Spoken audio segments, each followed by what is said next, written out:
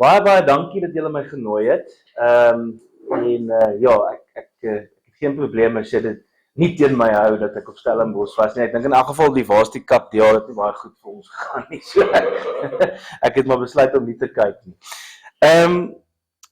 Dames en here, goed. Ja, ek dink ons hou dit maar half interaktief en goed. Julle is welkom om my te onderbreek en vrae te stel hier en daar. Ek het nou nie 'n slideshow soos hulle dit nou noem voorberei nie. Hierdie is nou maar net om vir julle 'n idee te gee. Ek gaan meestal maar net gesels van my eie notas af. En ja, hier en daar is wel iets wat ek julle wil wys, maar dit sal ons nou spesifiek en ad hoc doen.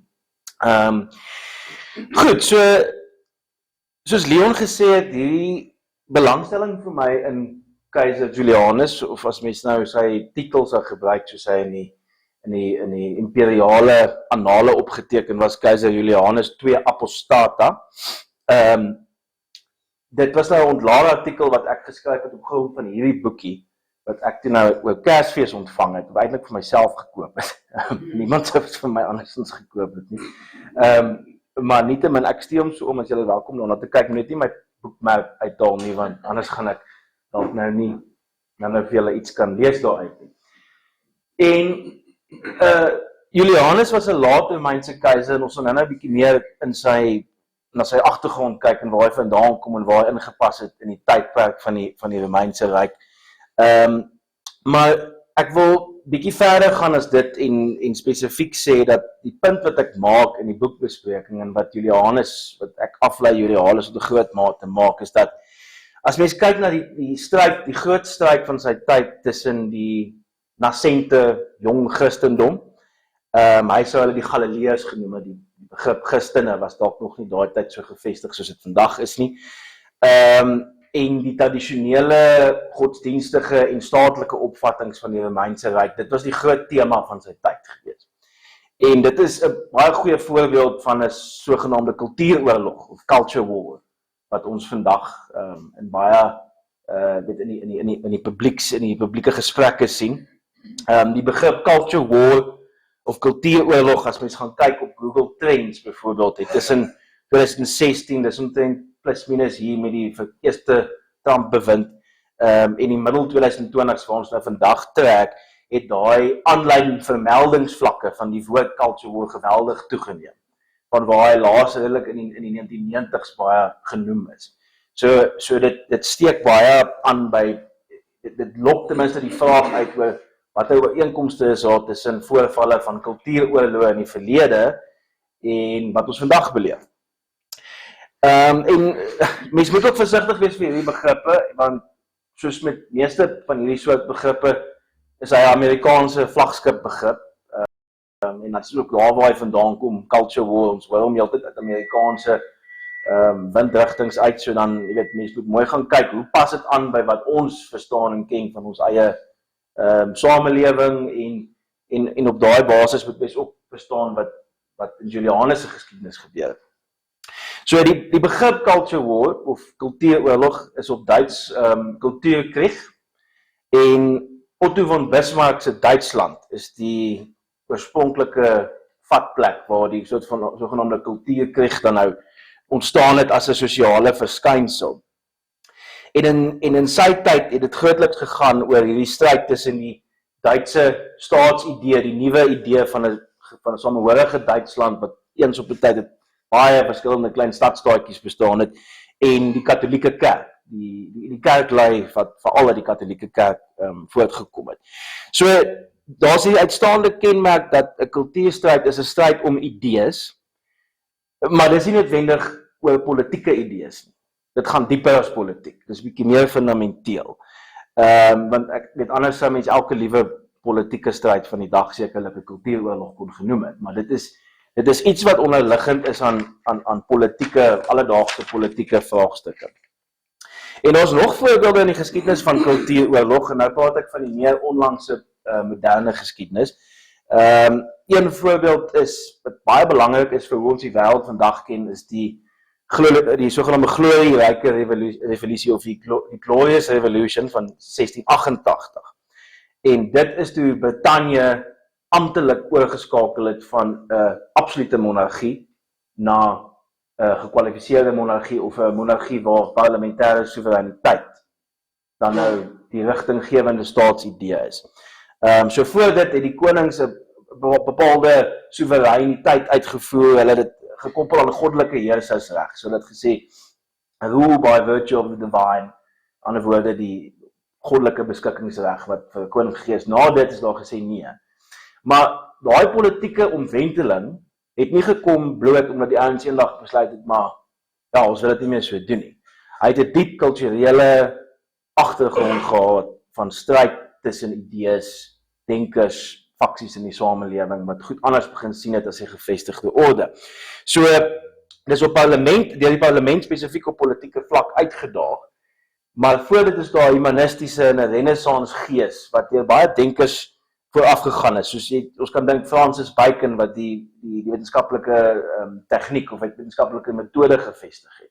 Of ten minste die vroegste voorbeeld daarvan. Francis Bacon was een van die voorgangers van daai tyd van omwenteling in Brittanje.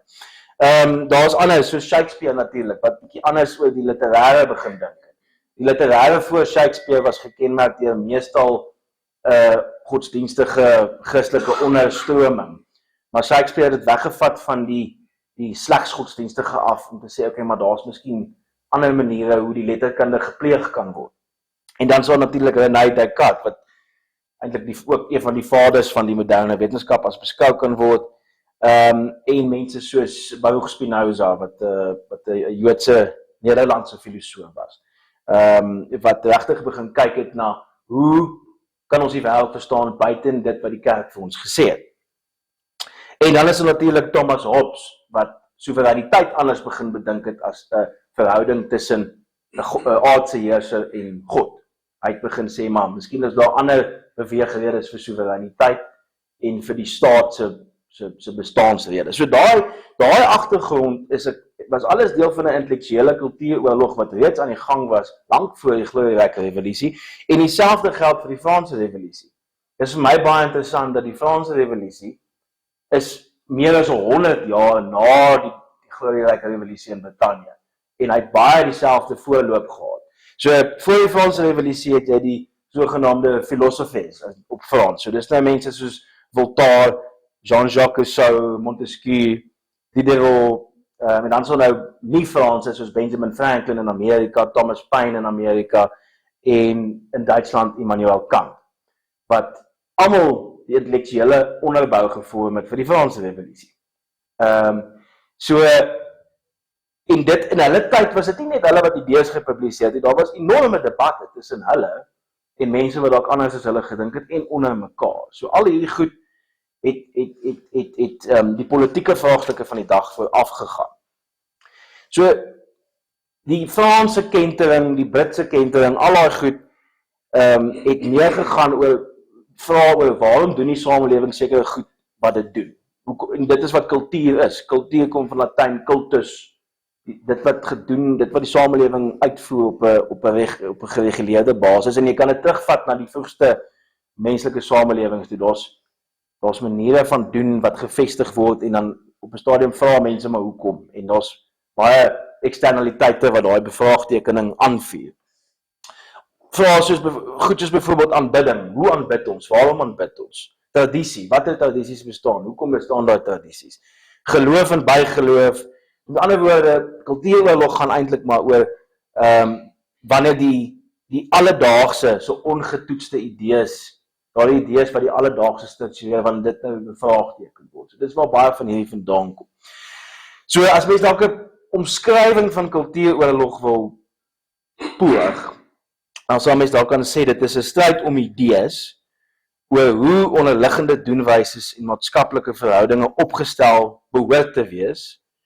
En dit gaan reg en beleid vooraf. Met ander woorde, kultuur is een van die onderdele wat in menslike samelewings ontstaan en waarop reg en beleid dikwels reageer.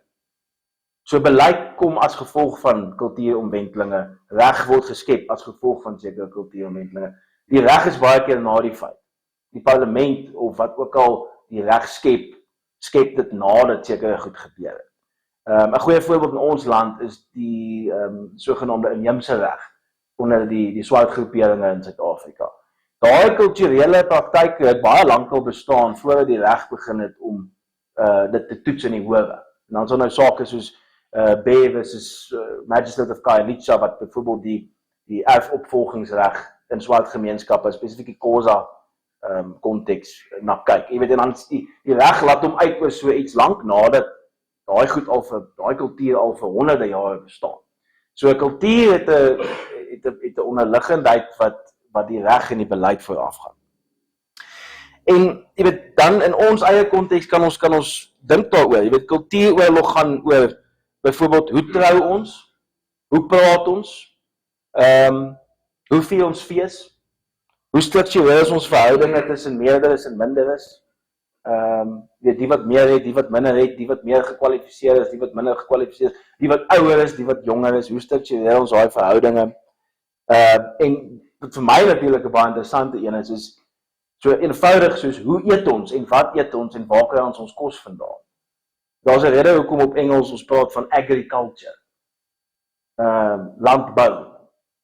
Daar is alles praktyke wat gevestig word met tyd wat dit ons uitgedaag word. So kultuuroorlog is baie keer subtiel, maar kultuuroorlog is baie keer ook geweldig in ons gesigte. En ek dink ons beleef tans 'n baie goeie voorbeeld daarvan. As mense dit vat van hier na die groot resessie af, 2008, 2007, 2008 tot vandag toe.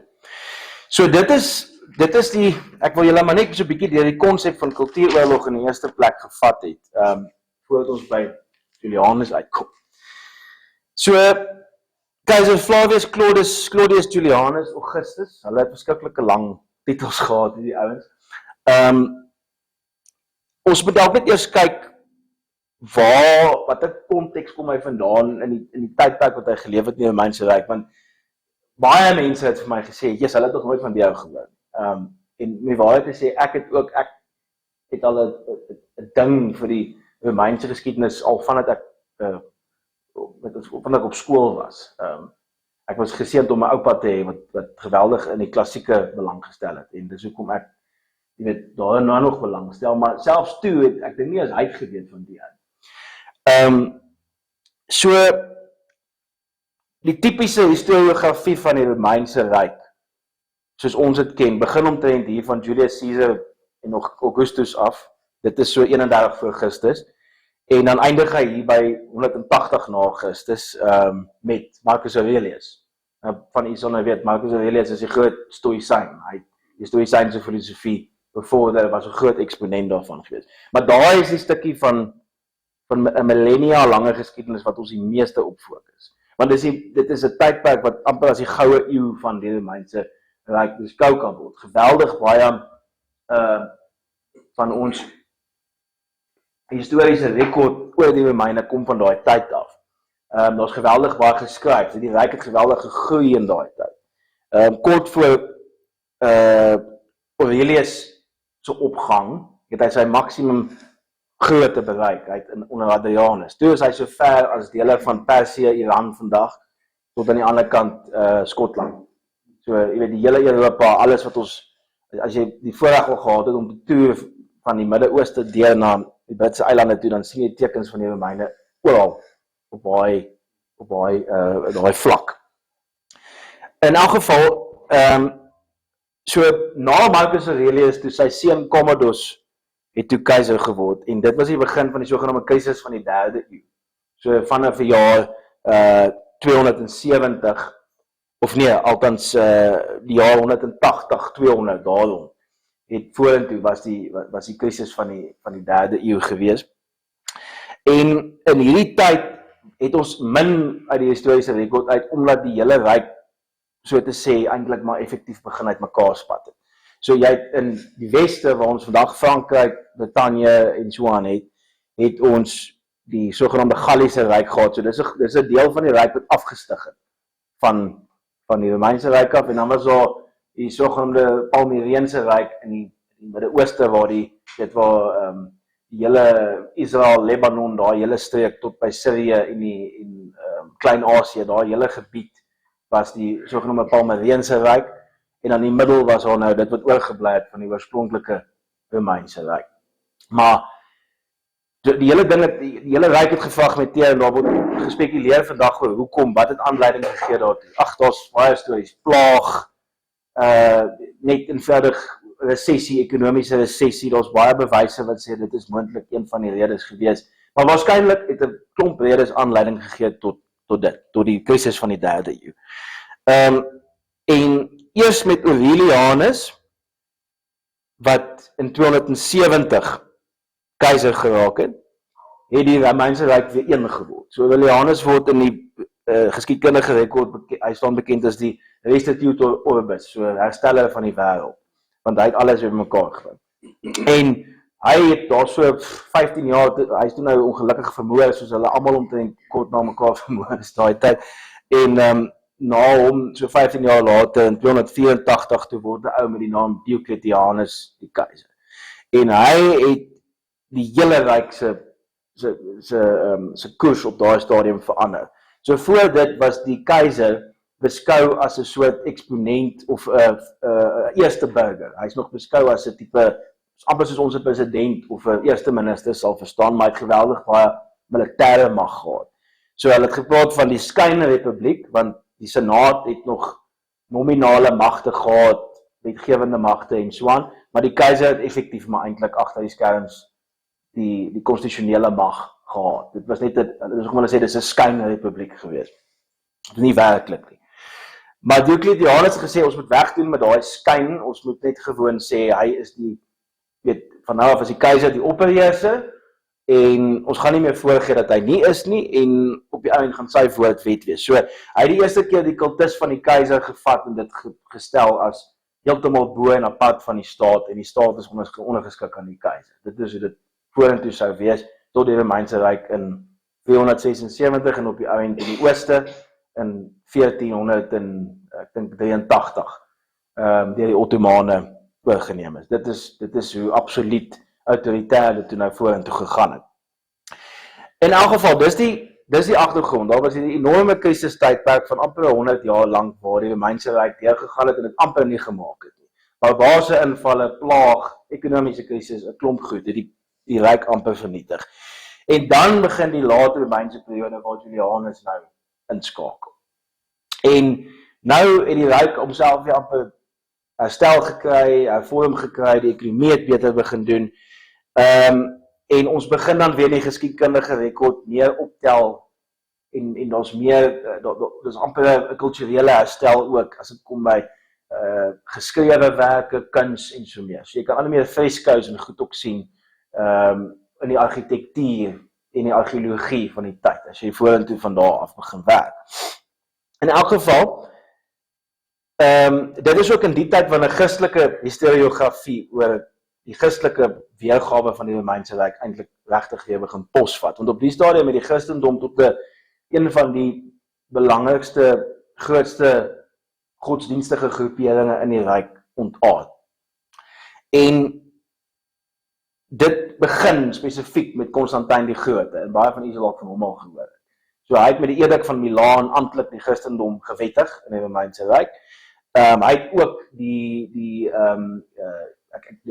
Afrikaans ontgaan my nou, by die Council of Nicaea, het hy byeengeroep, en dit is een van die besluite wat in Nicaea geneem is, was van die grondliggende theologiese bepalinge van die Christendom soos ons vandag vir hom verstaan. Sogenaamde Chalcedoniese Christendom. Dit het verskil van Arius se theorie oor die drie eenheid en hoe dit aan mekaar gesteek het, maar dit is teologie wat u self welkom is om te gaan lees. So Julianus is die neefie van Constantijn die Grote gewees. So Constantijn verander alles deur te sê die Christendom is nou gewettig. Hy doen dit na die groot slag by die brug Milvius wat oor die Tiberrivier loop net noord van Rome. En daar's nou die mite storie met 'n bietjie waarheid in dat hy vir al sy soldate gesê het hy het 'n droom gehad dat Christus na hom toe gekom het en gesê het, maar weet jy moet die voorletters van my naam op jou skilde, jou soldate se skilde laat verf en dan sal jy die oorwinning behaal.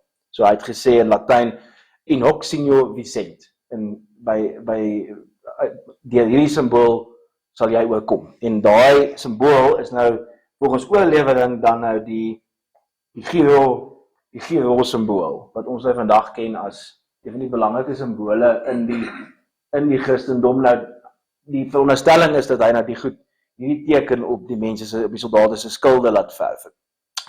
Daar's baie skeptisisme of die storie enigstens waar is, nie net van die metafisiese, gesprek tussen Christus en Constantijn nie, maar ook of die simbool wat hy laat verf het werklik hierdie simbool was. Hierdie simbool het 'n variasie wat ook gekoppel word aan 'n Griekse woord vir good luck, of vir goeie geluk. So dit is moontlik heeltemal iets sekulêr en nie godsdienstig gewees wat hy beoog het nie, of net bloot bygelowig.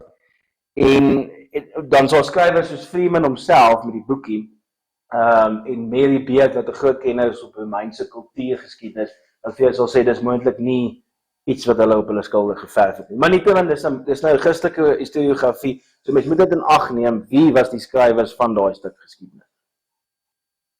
Maar in elk geval, dit was nou alles goed genoeg om vir Constantijn vir verskeie redes toe na die eerste Christen keiser te maak.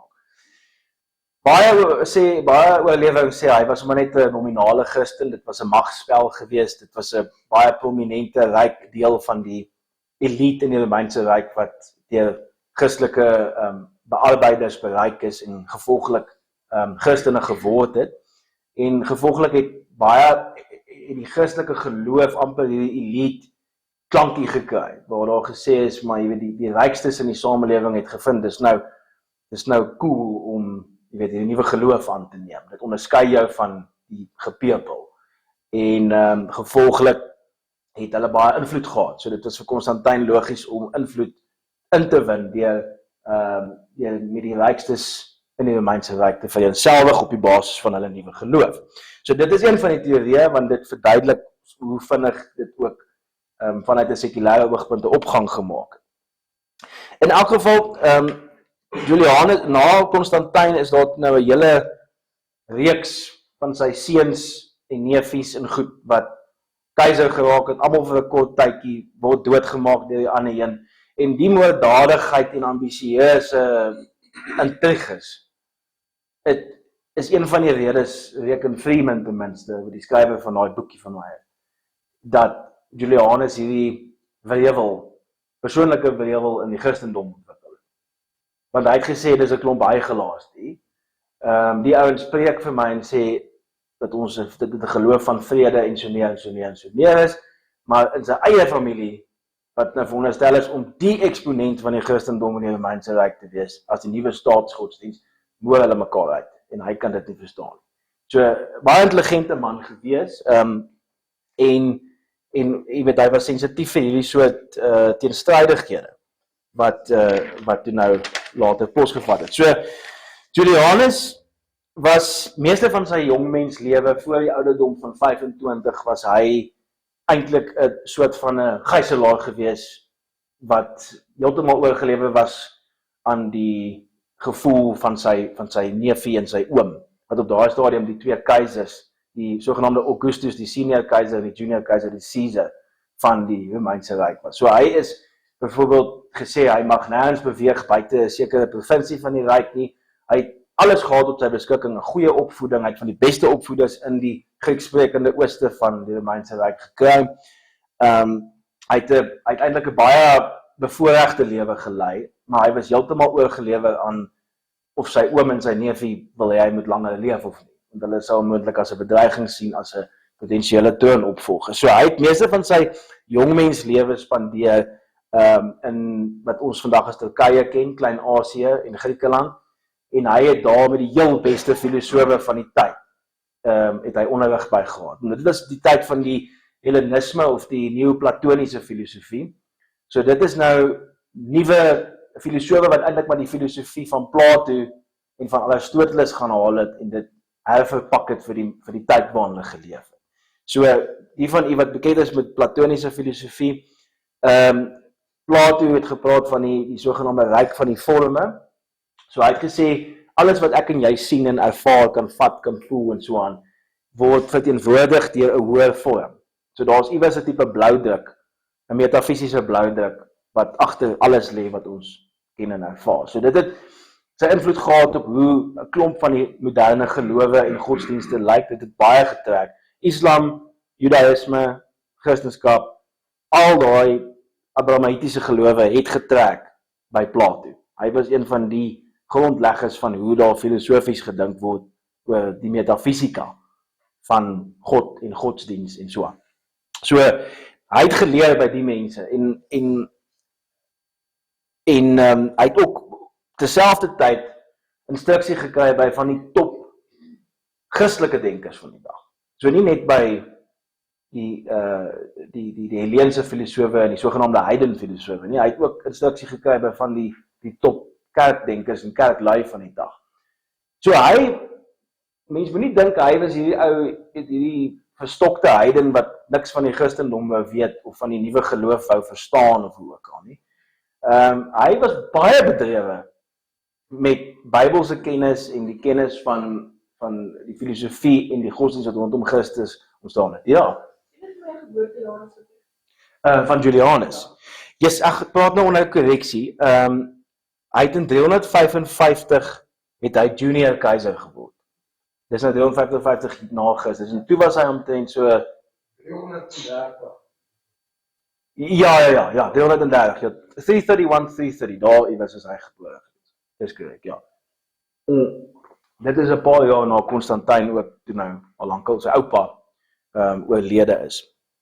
Of sy oom, dis 'n moeilike genealogie, ek net weer gaan kyk. Maar in elk geval, so toe word hy nou keizer in die jaar, of Caesar, dis nou junior keizer in die jaar 355, en hy spandeer sy tyd op daai fase in Gallië, dis Frankryk, en die weste van die ryk. En wat hy toe nou eintlik moes doen daar, is hy moes die weste van die ryk bestuur, en hy moet eintlik maar leer hoe dit is om keizer te word. En hy het 'n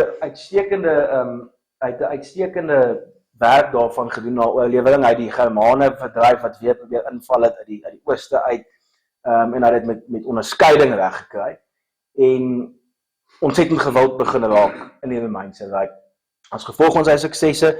En later het sy eie troepe, dit was die gebruik dat ons daar dit as jy baie gewild geraak het, hulle het jy of vermoor of jy tot keizer geslaan. En hy is nou gelukkig in hulle besluit en dan hulle maak van hom die Augustus of die senior keizer in die ryk. En hulle in Parys, destydse Lutetia, het hulle hom verklaar tot keizer van die hele Romeinse ryk. En sy neef Constantius II, wat een van die ouens is wat hom so as gijslaar aangehou het vir so lank, is toe nou die senior op daai stadium, en hy besef dat sy neef is nou besig om te rebelleer, en die twee weermagte ontmoet toe in die Balkan vandag, dis omtrent daar waar Servië is. En wonder bo wonder, toe gaan Constantius dood aan griep of een of ander siekte. En op sy sterfbed in sy testament sê hy toe dat Julianus moet nou die alleen keizer, alleen heerser van die ryk word. So toe werk alles perfek uit vir Julianus en hy word keizer van die ooste en die weste van die ryk. En hy is in elk geval reeds baie gewild, so dit werk nou perfek vir hom uit. Maar in elk geval, dit is kortliks sy opgang, en hy was regtig net vir 3 jaar lank keizer van die hele Romeinse ryk. Hy het dan 'n addisionele 2-3 jaar gehad as junior Caesar, wat hy ook nou baie invloed gehad het.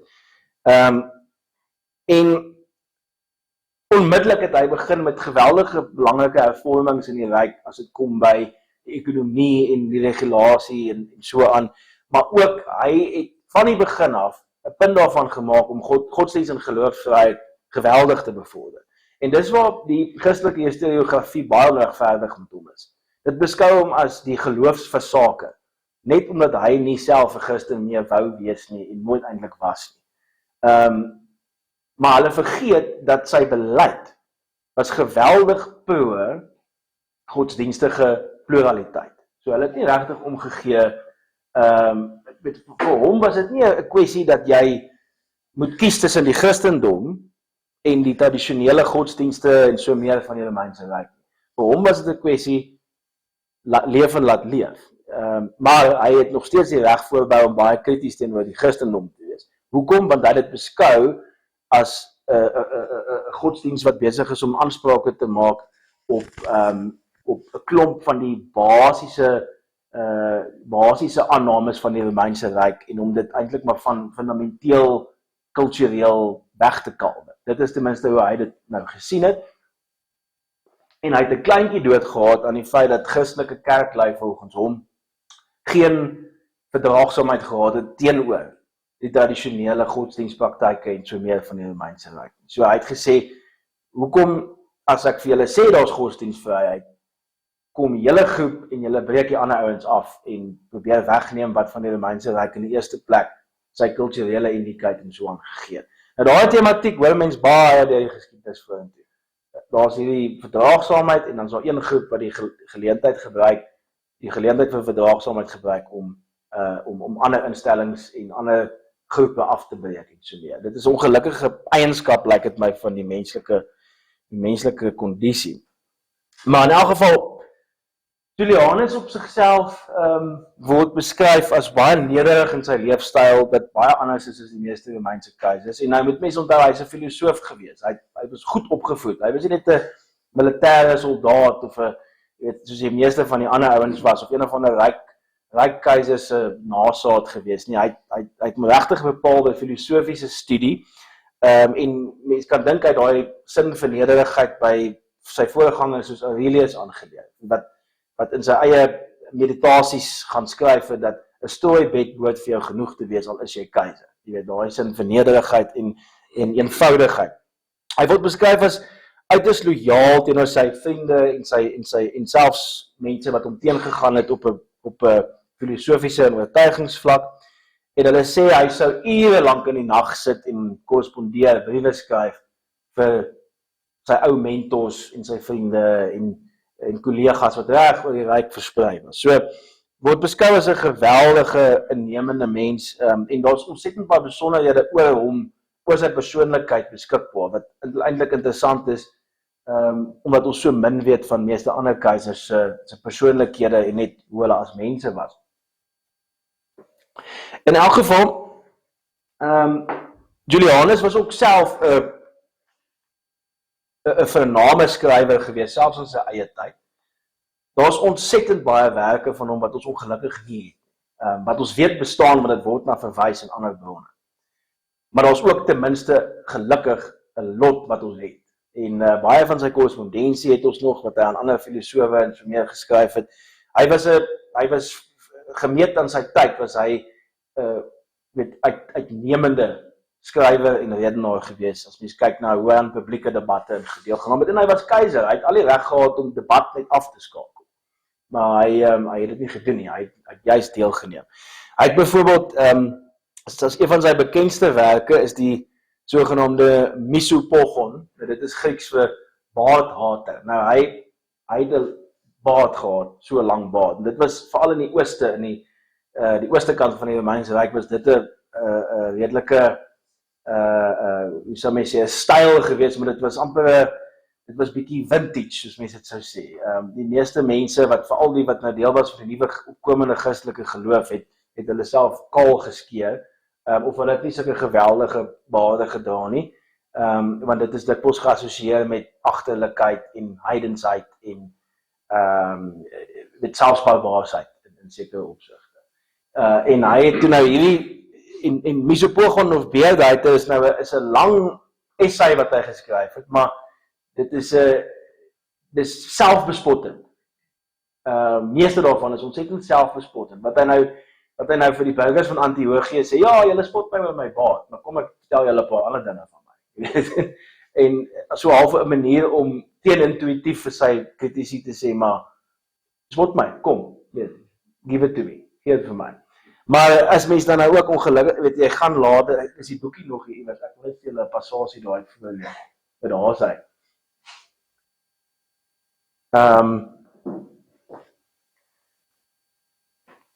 Mens kan, as jy die Misopogon lees, of die vertaalde weergawe daarvan, dan kom jy agter, hy skryf en hy word al hoe kwaader. In die begin is hy nog baie, is dit nog vol kwinkslae, en hy kry het reg om so selfbespotting te balanseer met kritiek op sy vyande, maar dan gaan hy later af in 'n plek in waar hy heeltemal jy weet waar hy eintlik maar self bejammerend raak. Dat ek vir julle net hier lees. Ag weet jy wat, kom ek gaan nou sukkel om dit hier te kry. Ek gaan dit sommer hier op die ontlaal artikel vir julle aanhaal. En dis Freeman die skrywer wat nou spesifiek beskryf by hoe hy hier raak. Hy sê, by its end, the Misopogon had become a tiresome litany of charges against Julian's many critics. The genuinely humorous and self-deprecating irony of its beginning collapses into the rang of a man who believes that he has been greatly wronged and grossly underappreciated. So hy kom so op 'n punt in sy skryfwerk waar hy eintlik so die hellen is oor hoe die mense met hom is, dat hy eintlik ongelukkig 'n deel van sy persoonlikheid aan wys, waar hy bitsig en gefrustreerd raak en hy raak amper kwaad oor die wanbegrip en die intellektuele kleinlikheid van sy kritici. En in elk geval, dit is nou die Misopogon, sal ek vir julle aanbeveel, as jy 'n vertaling daarvan kan lees, doen dit is interessant om te lees. Hoe prosa in daai tyd ten minste kon geskied. Sy tweede werk en die laaste een wat ek gaan beskryf, voor ek gaan begin afsluit, is Teen die Galileërs. Nou, Teen die Galileërs is waarskynlik sy heel grootste werk en dit is ontsettend hartseer dat ons net fragmente van Teen die Galileërs het. Die Galileërs is nou die naam in die tyd gewees vir die Christene. Dit is maar na verwys na die Christene as die Galileërs. Hoekom? Want Jesus van Galilea word beskou as 'n Galileër en sy volgelinge dus. En Teen die Galileërs is 'n grondige stuk intellektuele kritiek op die Christendom gewees. Kontekstueel van sy tyd. En dit het 'n klomp van die aannames van die Christelike teologie dit bevraagteken. Ons weet dit, want dit is ten minste die tweedehandse weergawe van waaroor dit gegaan het, die resensies van die tyd amper wat ons vandag nog fragmente ook van het. En dit was glo so grondigste kritiek op die Christendom gewees, of die Christelike teologie van die tyd, dat eers 70 jaar na hy dood is, na Julianus dood is, het 'n kerkvader, Cyrillus van Alexandrië, toe hy eers probeer om 'n repliek daarop te skryf. En dit was die repliek Contra Julianum, wat eers hier in die jare 400 en iets geskryf het. En Cyrillus, wat self 'n intellektuele man was, jy weet nie net, hy was nie net 'n bloot dogmatiese kerkman gewees nie. Hy het self erken dat Contra Julianum was vir die moeilikste goed wat hy moes kon skryf, omdat hy moes meeste van Julianus se punte wat hy gemaak het, moes hy onaangespreek laat. Hy kon nie 'n repliek daarop lewer. So ontsettend kragtig was Julianus se artikel gewees. So, wat was die ongelukkige reaksie toe Julianus dood is? Toe die Christenkeisers en die Christelike establishment toe nou weer ingetree het, hulle het basies elke liewe weergawe van Teen die Galileërs het hulle vernietig. So, dit bring vir my terug na die zero somme spel wat mense in baie kultuuroorloë dan nou sal sien, wat ons ook vandag sien. Dis waar, plaas dat jy met die uitdager of die persoon wie jy uitdaag in gesprek tree en eerlik debat voer op 'n logiese en beredeneerde manier, is daar sensuur en daar's anti-dialoog. En dit is presies wat met Teen die Galileërs gebeur. Teen die Galileërs is so vernietig dat ons vandag letterlik net enkele fragmente oor het, en dis alles danksy ironies genoeg 'n kerkvader. Ja. Vir ons domestem het 'n bietjie tyd bestee aan watter argumente het hy aangevoer op die Galileërs? Ons kom gou daar. Dit wat ons het. Ons het twee belangrikes. So net kortliks voor ek daar aankom, so Julianus is dood in Persië. Hy is nie die eerste ou wat Persië Iran probeer inval het en 'n moeilike tyd gehad het nie. Hy het homself so 'n bietjie beskou, dis seker maar oor hy in die Griekse filosofiese en kulturele omgewing groot geword het. Hy was Griekssprekend dit was sy moedertaal, hy was nie Latyn sprekend nie. Hy kon Latyn praat, maar Grieks was sy moedertaal. Hy het seker maar gedink, hy soos Alexander die Grote. En toe val hy Iran Persië in, en hy kom lelik tweede, en hy is toe nou dood weens 'n spieswond in die lewe, en hy is toe nou sy troepe teruggeneem en begrawe in Konstantinopel. Daar is nou eintlik die Hagia Sophia is bietjie na sy tyd. Dus hy skets is nie baie akuraat nie, maar hy is toe nou in Konstantinopel begrawe. En na sy dood het die nuwe bedeling wat ingekom het, het basies net ontslaag geraak van meeste van sy nalatenskap. As dit kom by sy skrywes, baie daarvan is verban, dis verklaar as anathema, wat Grieks is vir dit is verboten. Jy mag nie dit is gesensureer heeltemal. So dis baie hartseer. Hy het eers 'n terugkeer, 'n comeback begin maak by monde van Voltaire en de Montaigne, wat 'n Franse verligtingsskrywers was. Hulle het eers regtig weer na hom weer gaan kyk en sê, okay, maar wag, hierdie ou het 'n paar punte weet gehad. So dit is hartseer dat hy eintlik maar net 3 of wat jaar keiser was en eintlik heeltemal te jonk dood is. En ontsettend ambisieuse man gewees. Ek sal nou nog iets sê oor sy eie persoonlike geloofsopvatting, wat ons nie heeltemal, ons is redelik seker dat hy waarskynlik nie gelowig was in die sin wat ons gelowig verstaan vandag, of godsdienstig soos ons dit verstaan nie, maar nietemin.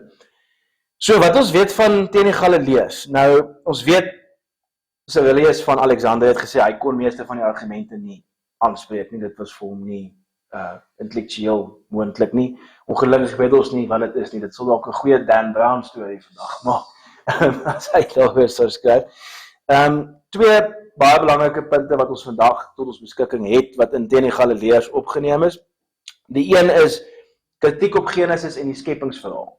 Nou dit is vir ons moontlik bietjie van 'n non-issue, want ons almal wat hier sit, die moderne mens is heel waarskynlik baie skepties oor die historisiteit van Adam en Eva byvoorbeeld, of die slang. Hy sê baie pertinent in sy in teen die Galileërs, dan sê hy, dit is logies onmoontlik dat die slang letterlik opgeneem moet word, dat hy nou die ewel, jy weet, dat die Satan is, wat die ouens op die Adam en Eva nou verlei en goed, en die storie oor die appel, en wat ook al, dit moet volgens hom, logies kan dit nie wees, wat 'n slang kan nie praat. So dis sy logika is, en hy sê ook, benewens dat 'n slang nie kan praat nie, al hierdie stories kan slegs metafories verstaan word, en dan, as dit slegs metafories is, wat maak dit anders as die metafore in ander godsdienste?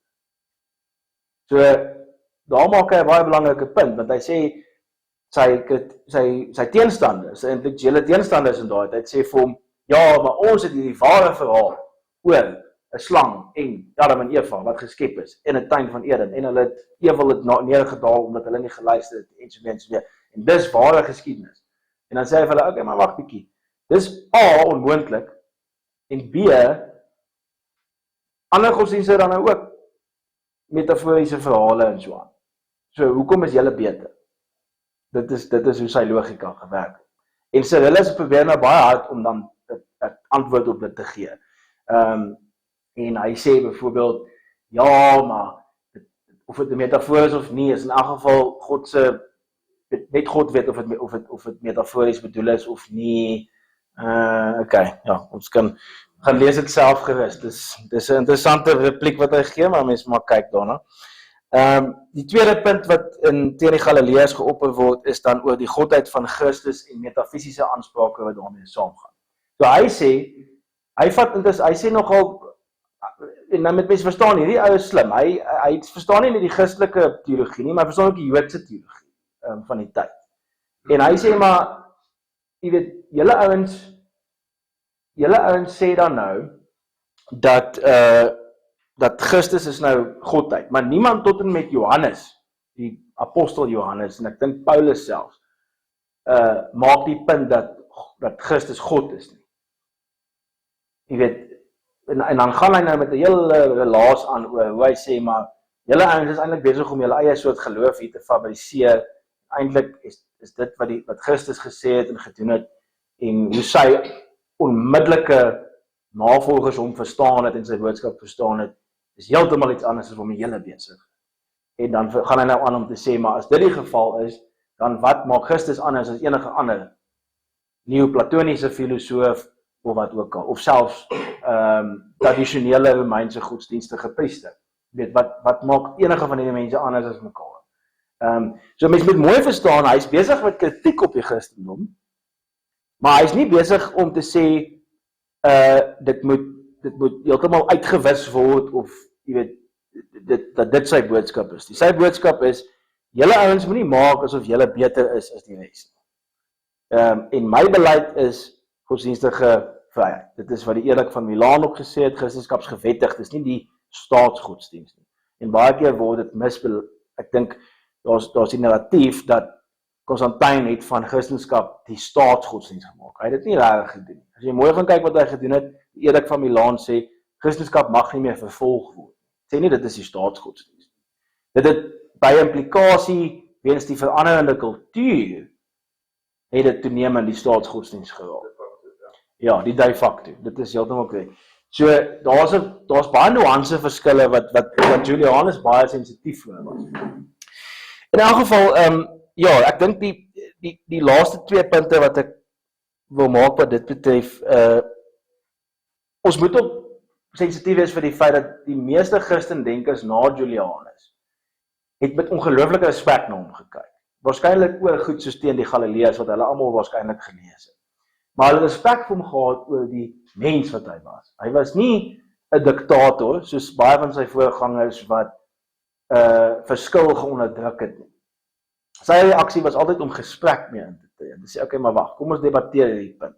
Kom ons praat hieroor, kom ons skryf hieroor, kom ons hou 'n intellektuele stryd in plaas van 'n fisiese stryd. En dit is hoe hy, jy weet, daar's mense kan seker sê ja, maar hy sou as hy 'n keuse gehad het, hulle almal aan kruise vasgespijker het, en hy brand gesteek het, of wat ook al. Maar that's neither here nor there. Hy het dit nou nie gedoen nie. Hy is nie op rekord dat hy dit gedoen het nie. So, die punt is, selfs die kerk het baie respek vir hom gehad, en dit sê vir ons iets oor, ek dink, hoe ons gesprek voer in Suid-Afrika byvoorbeeld vandag. Wat byvoorbeeld die inter-Afrikaner rallytjie sedert Trump, 'n klomp van die beweging is ouens se besoeke aan Trump. Nou ja, ons kan baie debatteer oor die meriete van verskeie van daai besoeke en so meer.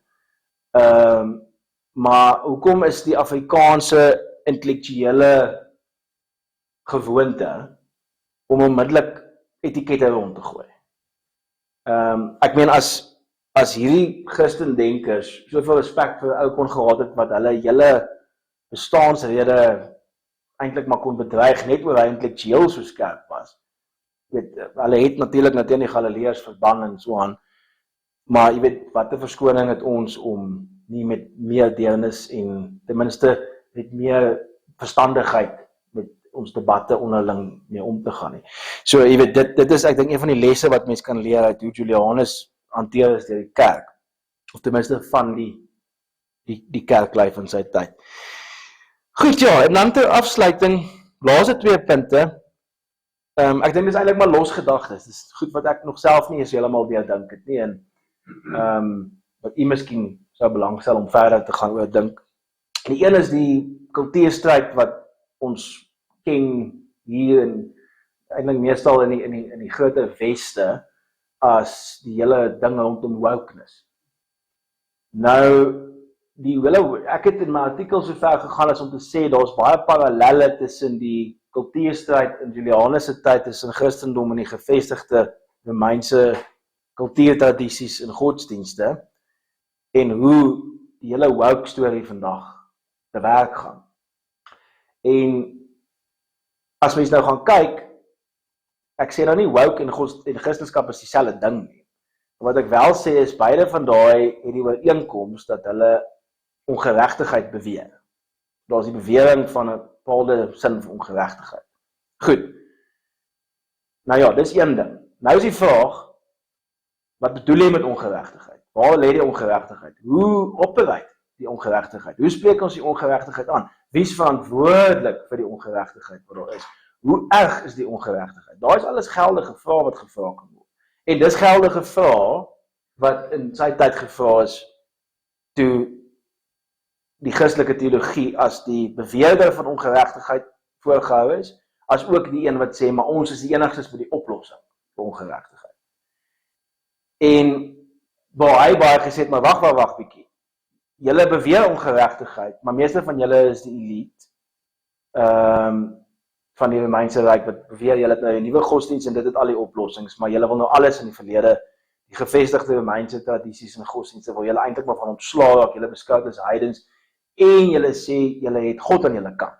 Nou oomblik wanneer ouens begin sê hulle het God aan hulle kant, baie keer moet die ou dalk so 'n bietjie skepties raak, want dit was al dikwels die verskoning vir baie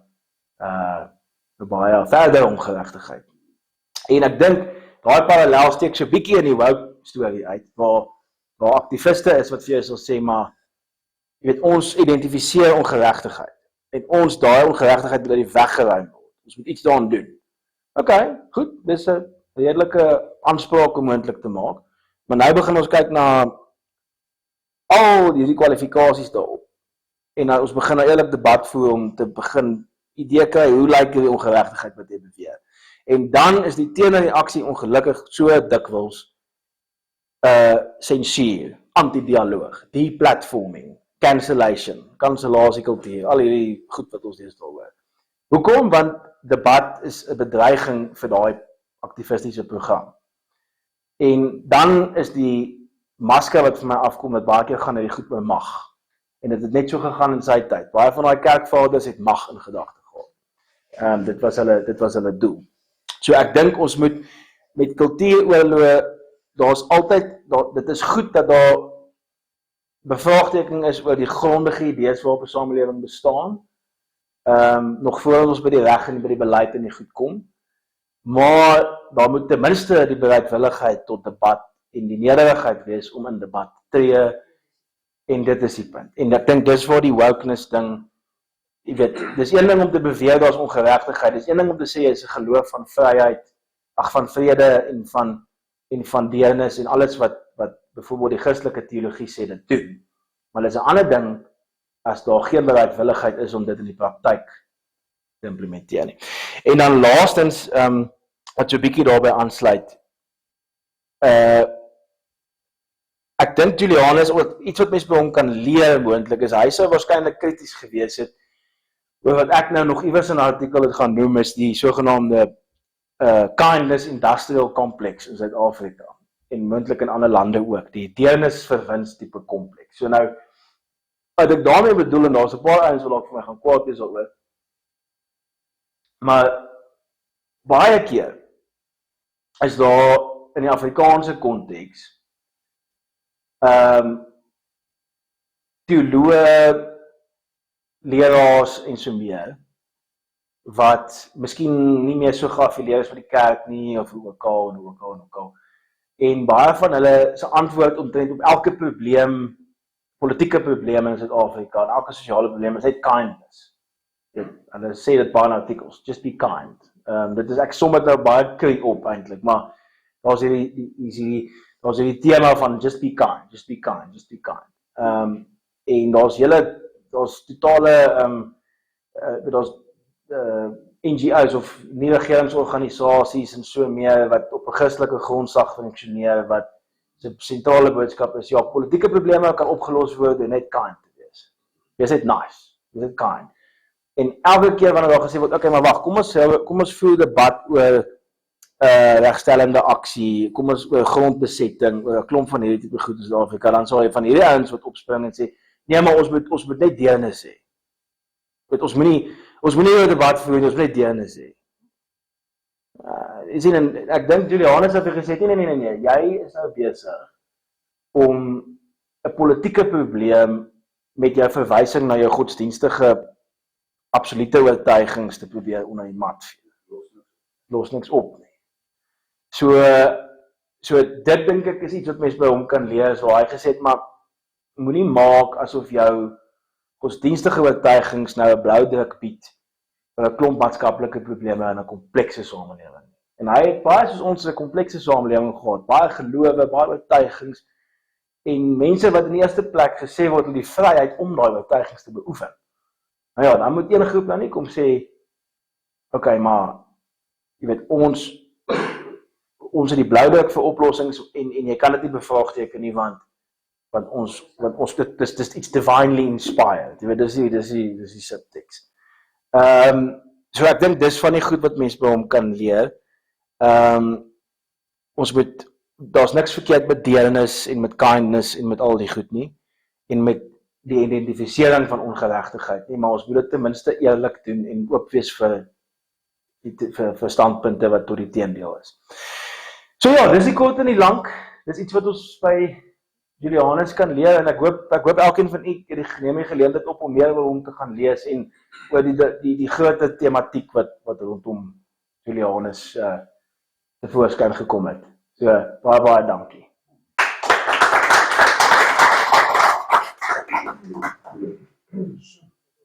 Vir daardie teen die Galileërs. Sê maar as jy hom opspoor, ek wil dit lees. Baie dankie vir dit. Vrae, opmerkings, kommentaar. Ja, asseblief. Ek vra net vir jou die vraag, maar ek stel nou dadelik gerus. Ons het redelik kundig is oor die onderwerp waaroor jy praat vandag in die koor. Dis goed. So ek stel die vraag vir jou, maar nie eintlik net vir jou. Waar kom die Christendom aan daai basiese ingesteldheid van net ons kan reg wees? Joh, ek moet vir sê ek dink dit gaan amper geloof vooraf. En godsdienst vooraf. Dit so ver terug as Sokrates.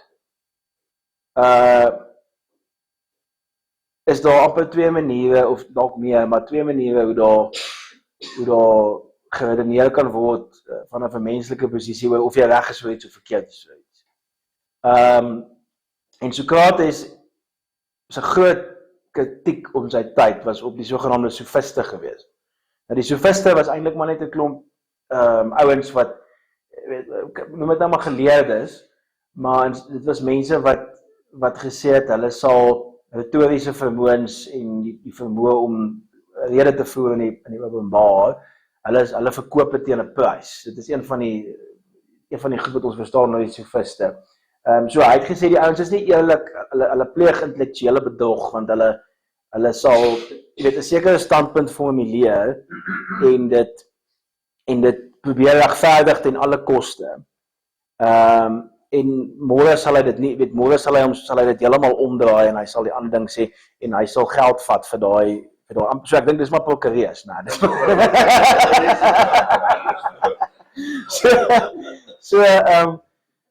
En Sokrates het gesê vir die ouens, maar julle is oneerlik want julle is as mens as jy nou Plato se dialoog wat Sokrates as hoofkarakter bevat gaan lees, dan is hy elke keer in 'n dialoog besig met een of ander karakter. En hy bevraagteken 'n klomp van sy aannames en hy sê, okay, maar jy glo dit so, hoekom sis? En op die einde lei hy die ouens tot die punt wat hulle agterkom, hulle verstaan eintlik iets glad nie. Hulle verstaan 'n konsep soos liefde of patriotisme of wat ook al, hulle verstaan dit glad nie en hulle het dit nooit besef nie. So hy neem dan eintlik maar die posisie in wat hy self gesê het as 'n tipe gatvlieg wat heeltyd vra en so ek dink omdat ons het nie die vermoë om vir God 'n briefie te skryf en te sê, hoorie, is ek reg oor A, B of C nie. So baie van wat ons doen op 'n alledaagse basis as ons tussen reg en verkeerd en so aan onderskei, is ons gaan kyk na president of ons rasionaliseer dit of hoe ook al. Maar dan moet ons ten minste altyd oop wees vir die feit dat iemand vir jou gaan sê nee, kom ons dink heeltemal anders hieroor. Ons mag dalk heeltemal verkeerd hieroor dink. Dis die Sokratiese metodiek. Dis dialoog. Maar dan is daar monoloog. En monoloog is 'n ou wat vir jou gaan sê, maar weet maar ek sê dit nou baie kry, maar ek kan 'n briefie skryf hemel toe en ek het antwoorde. Nie waar nie. Ek het antwoorde. Dit is van daar's vir my twee maniere om te dink. Op 'n samelewingsvlak dink ek dis 'n baie riskante manier om 'n samelewing te organiseer. Op 'n individuele vlak dink ek dit is makliker. Want weet jy wat, jy kan maar glo wat jy wil oor dit en dit kan seker na vir jou 'n mate van gerusstelling en so meer gee. Ek meen ek het nie 'n probleem met godsdienst op 'n individuele vlak of geloof nie. Maar die oomblik wanneer geloof of godsdienst gebruik word as 'n ordeningsbeginsel vir die samelewing, dan begin ek bekommerd raak. So dit is hoekom ek dink, om jou vraag rofweg te beantwoord, ek dink met nog voor geloof ter sprake kom, is daar hierdie menslike houding om te sê, maar ek het kennis wat niemand anders toegang tot het. En moenie worry nie, vertrou my net, ek is korrek. En jy sien dit nie net in die Christelike geloofspraktyke nie. Jy sien dit in sekulêre praktyke ook. Vat byvoorbeeld die meeste groot diktatuure oor die laaste 100 na 200 jaar. Glo net wat die keiser of die diktator wat ook al sê, hy is reg, vertrou hom net, blindelings. Ons het nou vir Putin vandag, wat tot 'n groot mate so is. Voor hom was ons Stalin. So, dis amper 'n ding in die menslike mondering om te sê, maar glo maar net. Ja. So, Het dit met mag te doen, of is dit arrogansie, of klein wisseling?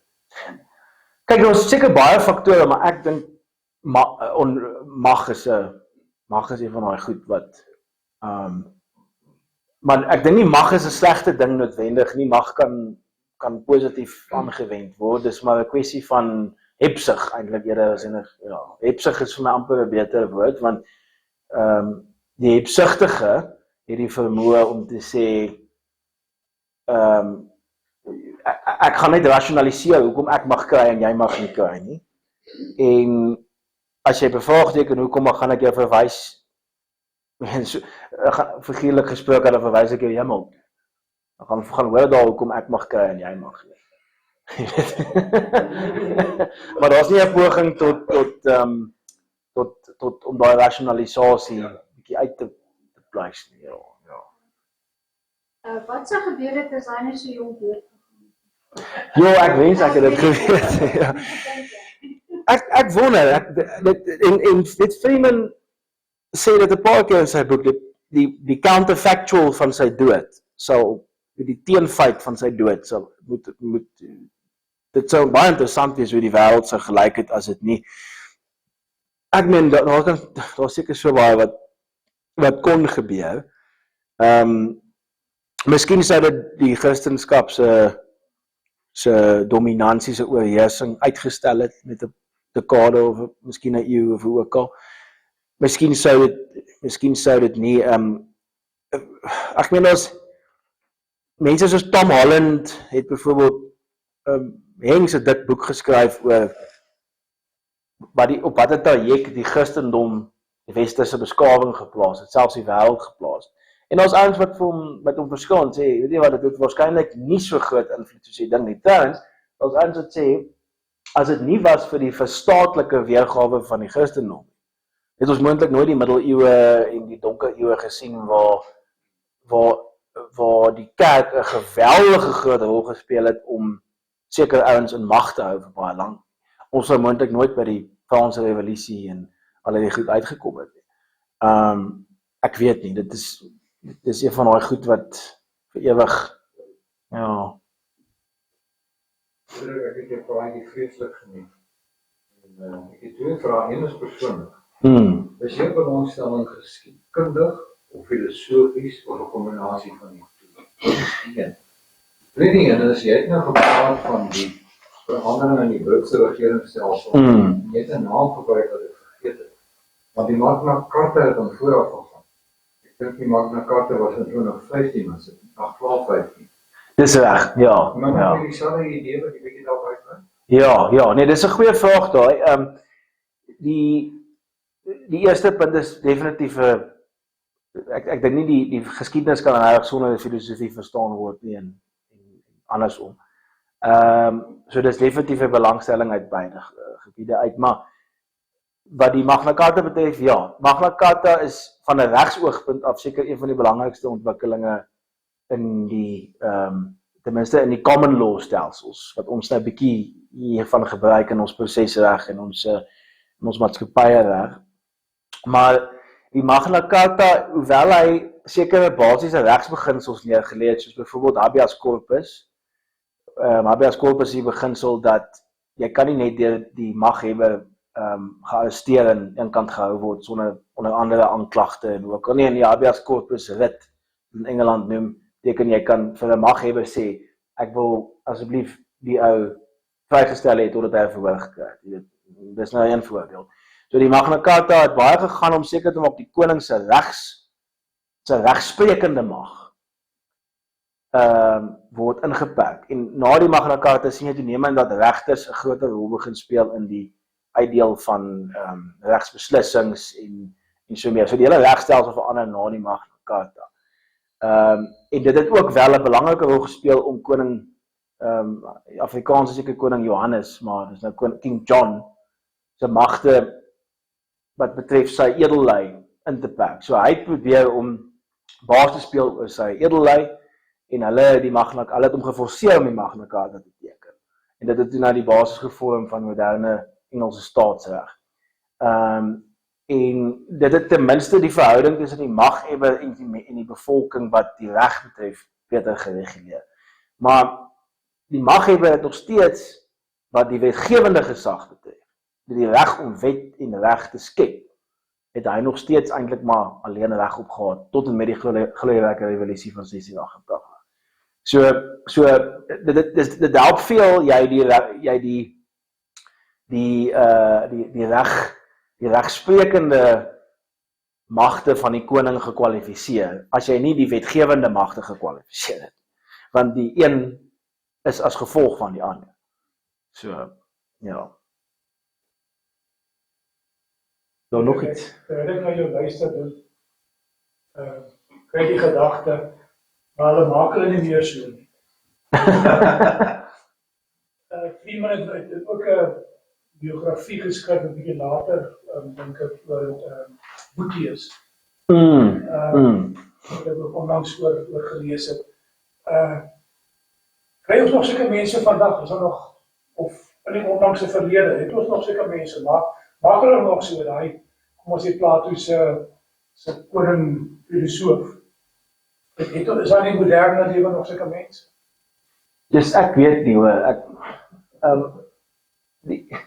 die probleem met ouens soos hy is, hulle kan maklik baie arrogant raak. En ek weet nie of Keir Starmer homself beskou is. Maar ek twyfel. Nee, dit is, mens moet ook net die konteksverskil onthou tussen hierdie ou se tyd en van ons regeringsleiers vandag.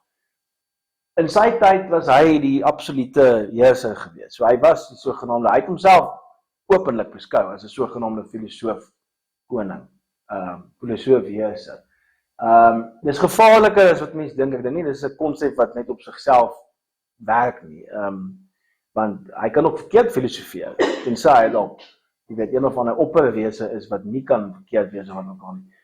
Maar hy kan verkeerd filosofeer en dan is hy nie 'n goeie heerser nie. Of hy kan verkeerd heers en dan is hy nie 'n goeie filosoof nie. So maar die moderne leier is in elk geval 'n meer weet veral die lot wat na die 1990s waarskynlik amper net administrateurs, jy weet hulle kwalifiseer en dan is hulle die administrateur en hy leef een verkiesingssiklus lank en dan sien hy uit. So wat mens eintlik moet hoop is dat die ouens wat onder so ou is, dat hulle ten minste baie van die sentimente het wat hierdie tipe ou gehad het.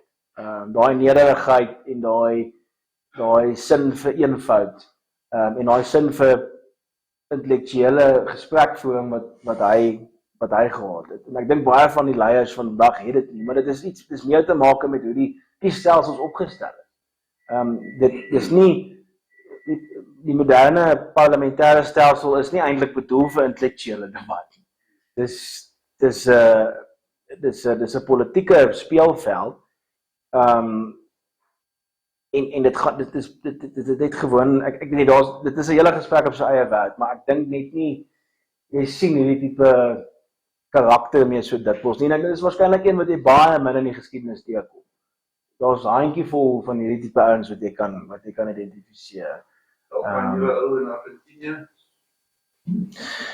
Ja, miskien kan mense dit sê. Kyk, dis moeilik om 'n ou in sy tyd te beoordeel. Ek bedoel, as jy hom in sy tyd beoordeel sê, moontlik ook baie mense het. Hy het gelukkig 'n klomp gehad wat hom positief beoordeel het, wat selfs van sy teenstanders was. Maar hy het 'n klomp gehad wat gesê het hy was ook maar, jy weet, hy was ook maar 'n tiran, jy weet, maar een ou is 'n tiran, is 'n ander ou is 'n filosoof koning. So, jy weet, dis moeiliker gesê as gedaan. Nee, ook dit en ook. De porsen en daar vraag daar antwoord. O, hierdie. Man, dit sou nou baie moet, ek wil nou nie alles hou, ek wil nou nie van die goed herhaal wat ek aan die einde gesê het nie, maar ek dink hy sou waarskynlik in die hele woke storie, sou hy waarskynlik baie parallelle raak gesien het.